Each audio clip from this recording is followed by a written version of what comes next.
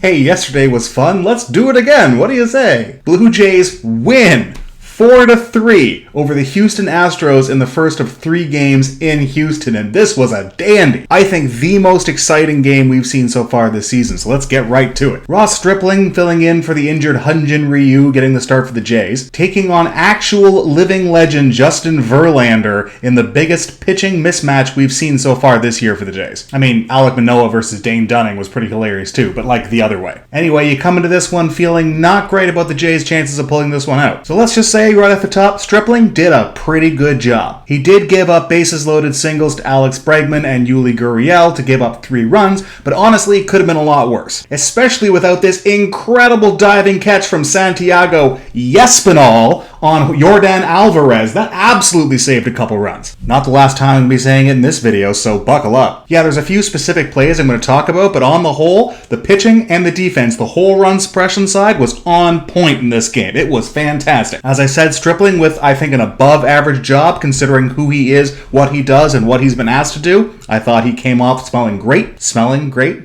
Yeah, I mean, yeah, he seems like an aromatic dude. Smelling great. I think I was trying to say smelling like a rose there and then pulled up at the last second. Don't worry about it. Meza and Simber were great as we've come to expect so far. And Trent Thornton, it might be time for me to give this guy a break. I mean, 2 shutout innings against the Houston Astros in Houston ain't easy. And he did it and made it look relatively easy. I still am very skeptical about him, mostly because I've been watching him be sub-replacement level for several years. It stretches credibility to think that he's suddenly learned how to get major league hitters out, but I guess that does happen from time to time, so I want to believe. Anyway, great job, Trent. You're off the hook for today. We'll talk more about the end of the game in a minute, but first I want to also draw attention to some excellent defensive plays the Blue Jays made. I already mentioned Santiago Espinal, but he had another one later on. He made this incredible running catch and throw play that had to be absolutely perfect to get the speedy Jeremy Pena and Vladdy with a great stretch at the end. I mean, a lot of times when you see these kind of showboaty catches, you kind of wonder like, did he really need to do that? No, he needed to be that fast. If he's even a fraction of a second slower, Pena beats that out, and then who knows how that inning goes. Great job, Santiago Espinal. Still not done. It's going to happen again. Okay, so Verlander's mowing down the Blue Jays, as is his wont. They were able to scratch across 1 run on a Lourdes Gurriel RBI groundout, but that's it. Okay, so this future Hall of Famer is absolutely cruising.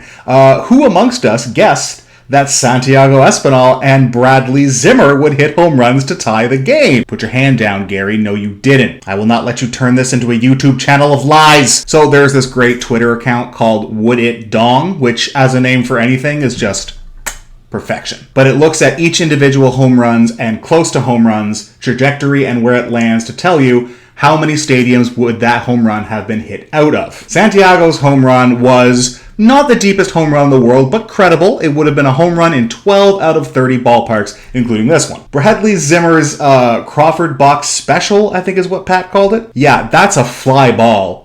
Just about anywhere else, but in Houston, it's a home run. And according to Would It Dong, it would be a home run in exactly 2 ballparks. This joke ballpark in Houston and another joke ballpark in Boston, Fenway Park, the one the Blue Jays just left. It'd be a home run there too. There are a bunch of things that when you describe baseball to someone who doesn't follow baseball, and like they watch one of like 20 games that they watch a year. I'm mostly talking about my fiance here. Anyway, when she watches baseball for like one of 20 times that she's going to watch it all season, and we have to have the conversation about why aren't all ballparks the same? Yeah, literally every other sport, the playing surface is exactly the same everywhere because that's important for the game. And it's important for the game of baseball too, but whatever. They're not all the same. I understand why they're not all the same, but it's insane. It's insane. Okay, but whatever, it benefited the Jays here, as Bradley Zimmer with his first hit as a Blue Jay shouldn't have been a hit at all. It should have been a pop out to left field, but instead it's a home run to tie the game off of Justin Verlander. And what is even happening? Like I don't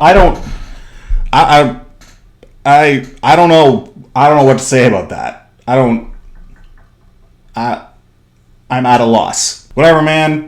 Game's tied, Verlander's out, take that and run with it every single time. So nothing doing until the 9th inning, great bullpen work from both teams. Vlad gets his second hit of the day, a single to get things rolling with nobody out, because of course he does. And then with 2 out, Matt Chapman with an absolutely clutch RBI double to the left field gap, scores Vlad hustling all the way from first base. I thought the guy was going to explode when he slid in there, But, he's, 23, I guess, 23. Yeah, I guess he can run. They said on the broadcast 27.2 miles an hour was his running speed. 27 is major league average, so that's above average speed right there, Vladdy. You get it, baby. 4-3 Blue Jays going into the bottom of the ninth. Who are these cardiac kids already? And so now we have to talk about Jordan Romano and the fact that he had a gutsy ass close in his last game against Boston, and now he has to come out here and do it again. And this guy throws gas. He puts his whole soul into every ball that he throws, and he threw 20 pitches in the previous outing,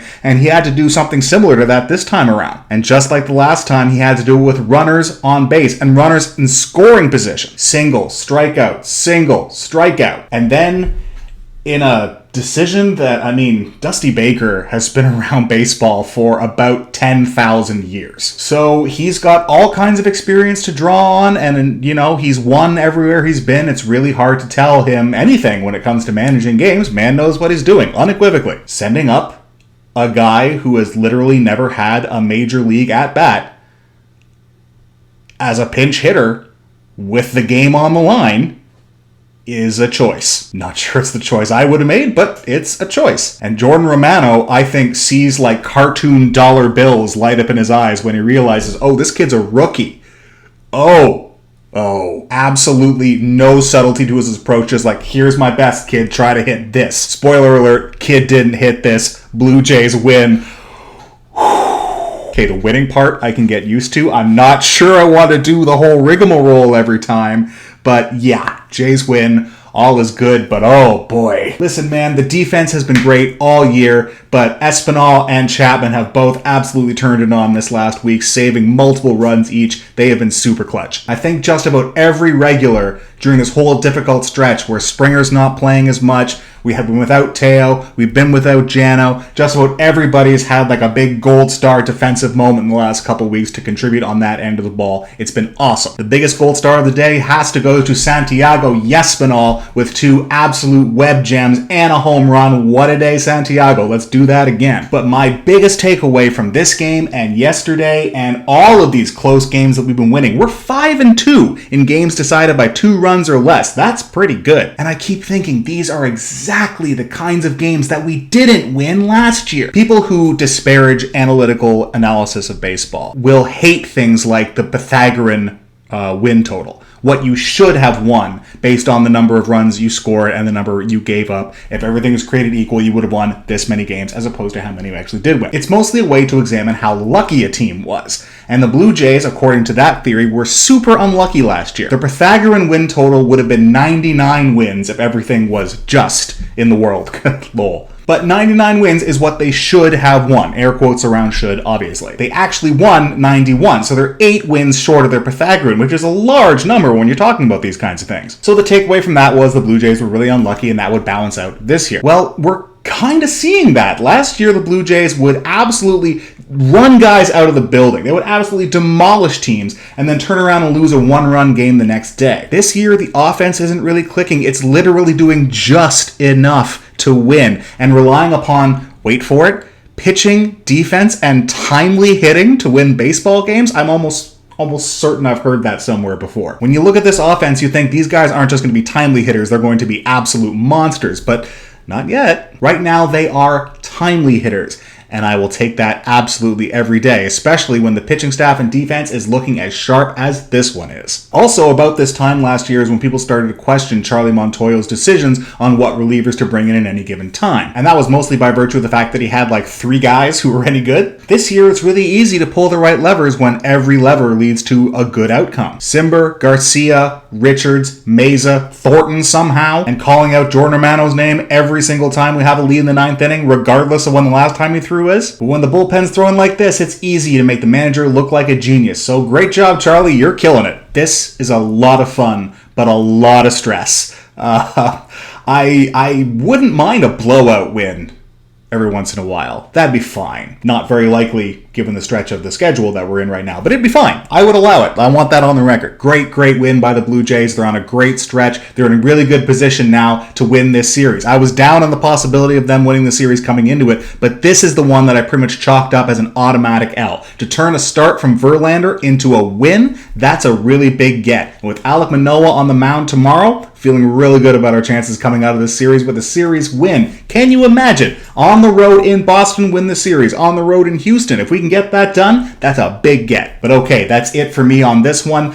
Tomorrow, I've got a full day planned. I'll be having to watch the game elsewhere on my phone, and I won't be getting back to the house until super duper late. So maybe prepare for a double dose of Dave on Jays on Sunday. I might not get around to making a video tomorrow night. Either way, I'm definitely going to be watching the game tomorrow night. I know you will be too, but I will see you on this channel on Sunday. Take care until then.